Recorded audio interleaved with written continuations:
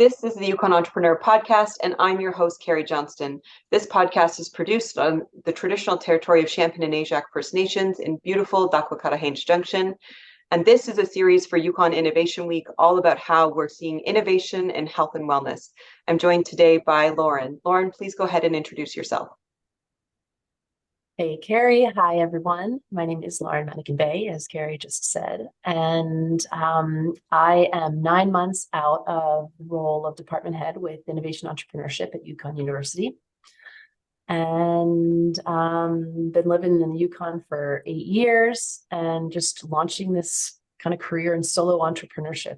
I'm now experimenting with what I've been encouraging people to do for the last 8 years of my time here. That's wonderful. And so where are you focusing in terms of your market? Is it here in the Yukon, or are you looking outside, or where's your focus?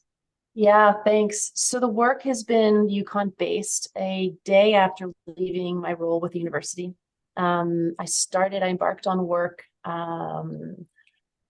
looking at those with privilege, and with privilege meaning choice.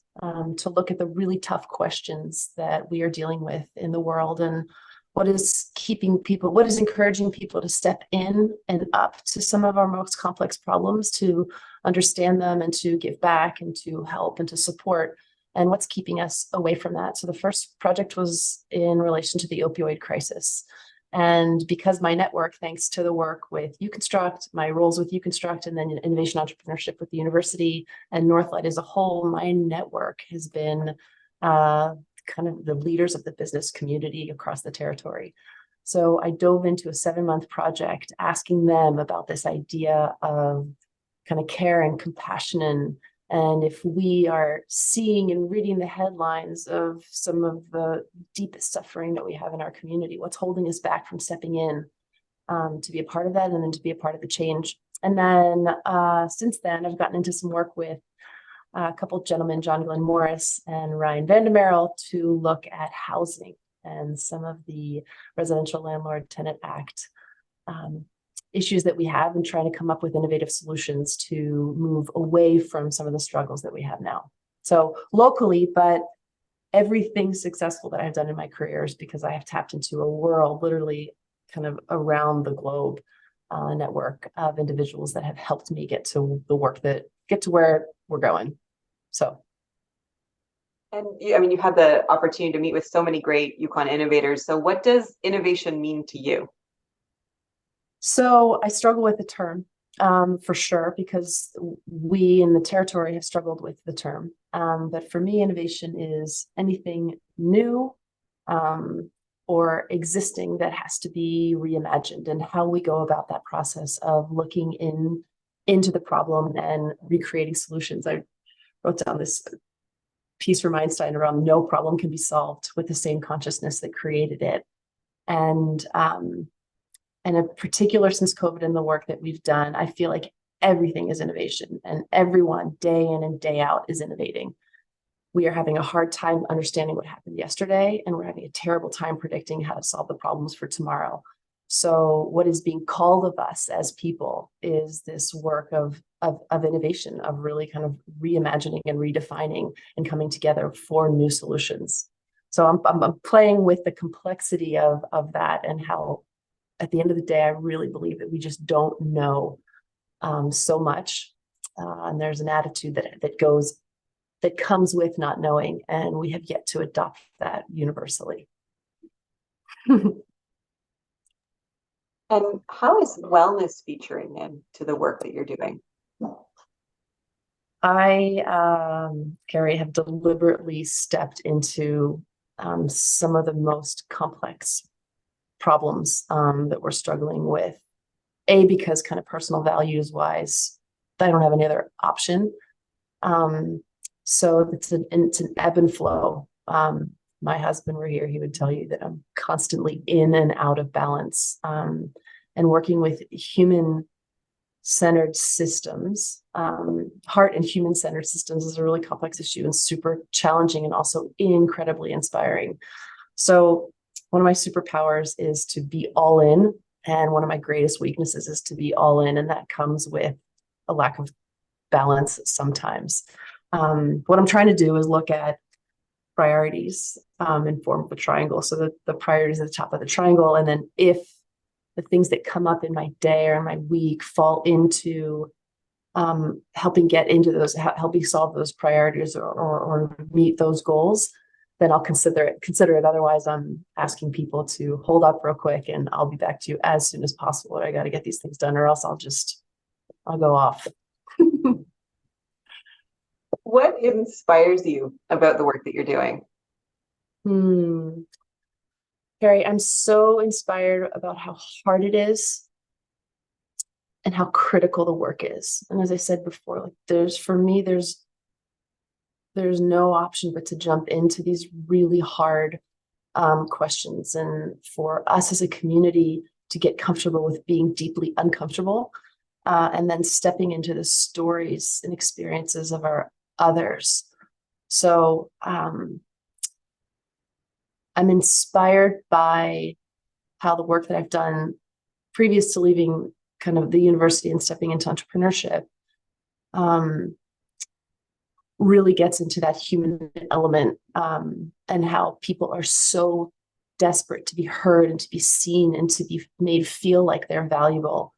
And in just a few months of being gone, how people are drawn to be part of the solutions once they are made to feel cared for and valued and seen. And then just the possibilities have been endless, and the solutions and the networks that have been built because people feel that way is unprecedented, and has just a tremendous amount of potential. So I'm really inspired by Yukoners, and those that have been ready to step out into really hard, murky, mucky work.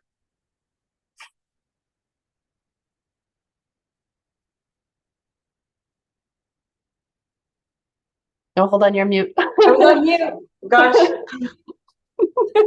What bothers you about the current system that you're operating in?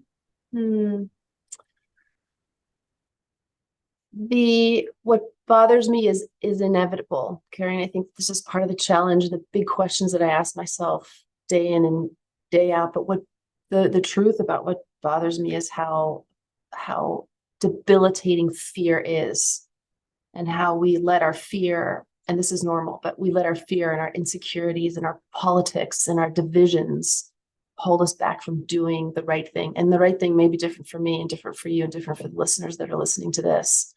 But this fear that the complexity of the world and our suffering and the issues that we come into the world with are jeopardizing our psychological safety and our emotional safety, our physical safety. And it's keeping us from doing this really hard work of addressing the problem of these human crises that we're in, if I can quote Phil Gattensby about it. But it's normal. I've spoken to hundreds of people since this work started, and really around the world.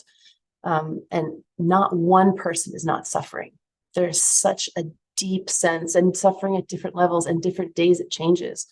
But we feel alone, we feel disconnected. There's this deep level of distrust and hopelessness and helplessness. So I'm bothered by how there aren't more opportunities for restorative justice and for people to come together in conversation the way that some of this conversation started in the work that I did.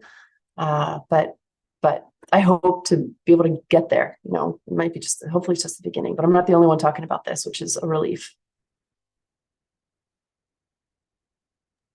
What do you think it's going to take to sort of transform the challenges that we're facing? Like, what's the call to action? Carrie, I believe that there are 150 ways minimum, more or less, but minimum, to get out of these human crises that we're in. And we will not get beyond them until we find ways to do this solutions and systems change in 150 plus different ways.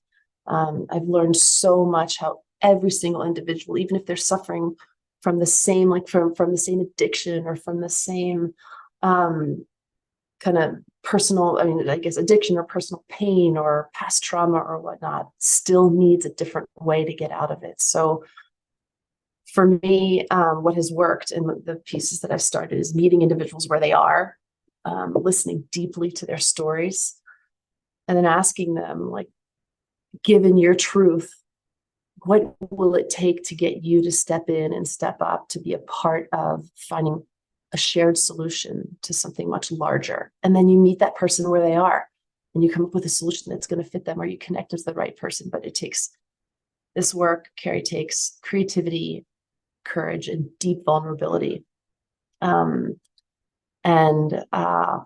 And again, a lot of people are ready to do it. They just need the avenue and the conduits to do it. Living in the far north, we have this unique opportunity to view the world and view Canada from our unique Yukon perspective. What lesson do you think Yukon has to share with the world about innovation?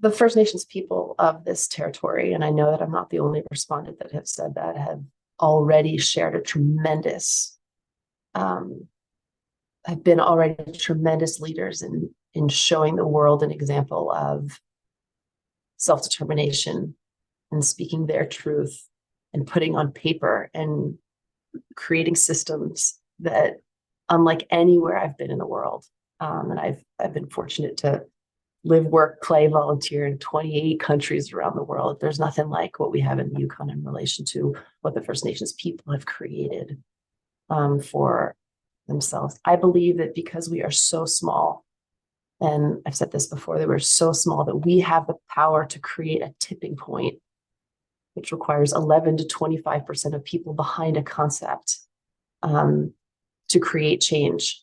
And because the power of this small community and the influence that I think that we can have if we really come up with the tried and true by humans, at a human-centered level, come together to come up with solutions that not only Canada, but the whole world will turn to look at the example that we've created. And just from the, again, early work with the opioid crisis, which for me, again, thanks to Phil Gans, became the human crisis, is that we absolutely can do that in a grassroots sense, in partnership with government too. I think the government, I have deep conviction that the government could create a name for themselves around how to create a space or creating a space and fueling a space where people come together outside of silos and reimagine a future. I mean, Nelson Mandela did it. We did it, and we did it. We did it in Rwanda, and some of the most complex human issues where people come together and reimagine a new future has been tried and tested and proven to be beneficial. And I think the Yukon can be the next community that does that, without a doubt. I would say that definitely feels like a theme that we're hearing in this series, is the importance of collaboration and and what that will empower for Yukon community. What's next for you? What's next for you? Where are you seeing your opportunity? Exactly in what you just said, that this feels like a common theme. I'm having several conversations because in every area of life, people are that every area that in the conversations that have come up kind of serendipitously, or the ones that I've actually orchestrated, people are asking for new ways to go about having really hard conversations. And there are organizations around the world that are doing that. So this idea of embracing the power of community, I'd love to continue to work with the systems that are in place. And then these trailblazers that are often found at Northlight Innovation, just because I'm in that community, but across the territory. Tosh and Davida are doing it. John Glenn Morris and Brian Vandermeer are doing it. Some of our government ministers are doing it, and looking at how to have conversations differently and more boldly. So I'd like to step into hosting and creating in a Yukon way avenues for people to have really hard conversations and come together and solve really big problems. I love that. Dialogue at the community level is critical to getting through all the tough stuff. Yeah. People are dying. I mean, people are dying, inappropriate. People are desperate to belong to something. They're desperate to feel like, I said it earlier, they're seen, they're heard, they're valued. And the minute we create an opportunity for doing that, and we're doing that with the work with John and Ryan, is that 12 people from diverse backgrounds are coming together, and diverse and polar opposite backgrounds and viewpoints are coming together to see, what does this new space look like, and how do we redo this? And I hear your story and I can empathize and I have compassion for your story. And the other side is saying the same thing. And they're literally coming together to write policy considerations for the government for a new act that's coming out in 2025. Like it's magical when you just give people permission and then a safe place to do that work. Thank you. That's fantastic. Lauren, do you have any final thoughts before we close out today? I love the work that you're doing, Carrie. Thank you for helping me be involved in it, and just keep it up. Thank you. Thank you so much for your time. Have a great rest of your day. Thanks.